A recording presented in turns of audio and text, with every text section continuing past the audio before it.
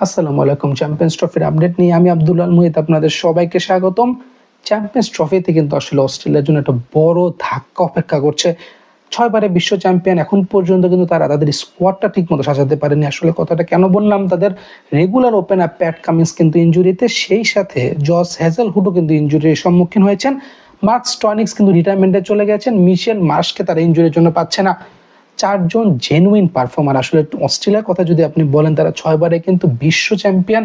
Champions ট্রফিতে আসলে তাদের দাপটের কথা কি বলবো, সবকিছু মিলিয়ে কিন্তু আসলে অস্ট্রেলিয়ার জন্য একটা বড় ধাক্কা। কারণ আপনি যদি অস্ট্রেলিয়া গ্রুপের কথা একটু বলেন, তাদের সাথে কিন্তু সাউথ আফ্রিকা রয়েছে ইংল্যান্ড রয়েছে, আফগানিস্তান। এখন আফগানিস্তানকে আপনি তুলনামূলক একটু সহজ প্রতিপক্ষ বলতে পারেন, বাট আপনাকে কিন্তু বুঝতে হবে এই আফগানিস্তান কিন্তু অস্ট্রেলিয়াকে 2023 বিশ্বকাপে প্রায় হারিয়ে দিয়েছিল। যদিও ম্যাক্সওয়েল আমাদের অনবদ্য, ম্যাক্সওয়েল কাছে একটা অতি মানবীয় ইনিংস আমরা পেয়েছি।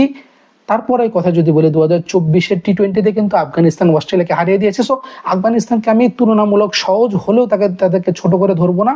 তাদের গ্রুপটা কিন্তু যথেষ্ট স্ট্রং। আসলে ইংল্যান্ড রয়েছে, সাউথ আফ্রিকা রয়েছে, আফগানিস্তান রয়েছে, এবং আপনি যদি তাদেরকে সেমিফাইনালে নিয়ে যান, আমি ধরেই নিলাম অস্ট্রেলিয়া সেমিফাইনালে কোয়ালিফাই করছে, তখন কিন্তু আপনাদের অপর গ্রুপের যে কোনো একজন, ভারত বলেন, পাকিস্তান বলেন, নিউজিল্যান্ড, বাংলাদেশ, যে কোনো একজনের সাথে কিন্তু আপনাকে ম্যাচ খেলতে হবে। আসলে আপনি যে চ্যাম্পিয়ন্স ট্রফির জন্য যে চ্যাম্পিয়ন্স টিমটা অস্ট্রেলিয়া প্রতিবার তৈরি করে, এবার কিন্তু তাদেরকে একটু হ্যাম্পার হতে হয়েছে।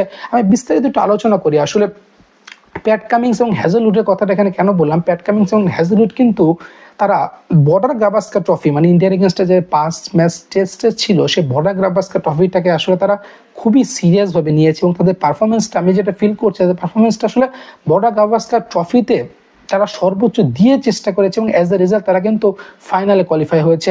এখন আপনি যখন টানা 5টা টেস্ট ম্যাচ খেলবেন, কারণ টেস্ট ম্যাচে কিন্তু আপনার পেসারদের উপর যথেষ্ট বড় একটা ইম্প্যাক্ট ফেলতে হয়। হ্যাজেলউড যদিও মাঝখানে একজন ইনজুরি ছিল, বোল্যান্ড সেটাকে কভার আপ করেছে, তারপরে কিন্তু সে আবার ইনজুরি থেকে ফিরে সে কিন্তু টেস্ট ম্যাচে ব্যাক করেছে।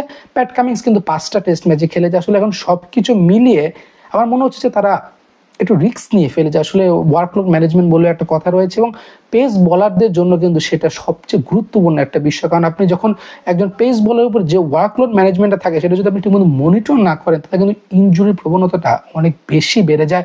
অস্ট্রেলিয়াকে আসলে হয়তো এখানে একটু ইনএক্সপিরিয়েন্সড বোলিং লাইন আপনি খেলতে হবে, কারণ 2025-এর চ্যাম্পিয়ন্স ট্রফিতে তারা পিক অফ দ্য বলারকে তারা পাচ্ছে না। প্যাট কামিংসের কথা যদি বলেন, রেগুলার অধিনায়ককে তারা মিস করবেন।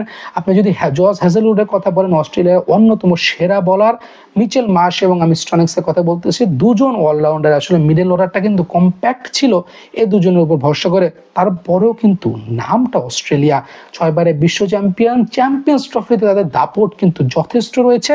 ডেফিনেটলি তারা এটা একটা অল্টারনেটিভ সলিউশন বের করবে। চ্যাম্পিয়ন্সরা আসলে এরকমই হয়। আপনি আসলে কারেন্ট প্লেয়ারদেরকে বসিয়ে যদি খেলাতে চান, তাদের যে ফাউন্ডেশনটা আছে, তাদের যে বেঞ্চে যে প্লেয়ারগুলো রয়েছে, তারাও কিন্তু এসে পারফরমেন্স করবে।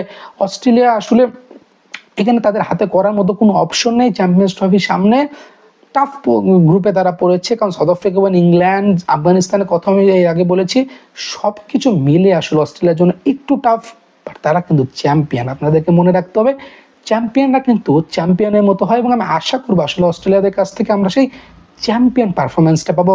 অস্ট্রেলিয়াদের পারফরমেন্সগুলো কেমন লাগছে এবং চ্যাম্পিয়ন্স ট্রফিতে অস্ট্রেলিয়াকে আপনি কোথায় দেখতে চান, সেটা কিন্তু অবশ্যই কমেন্ট বক্সে জানাবেন।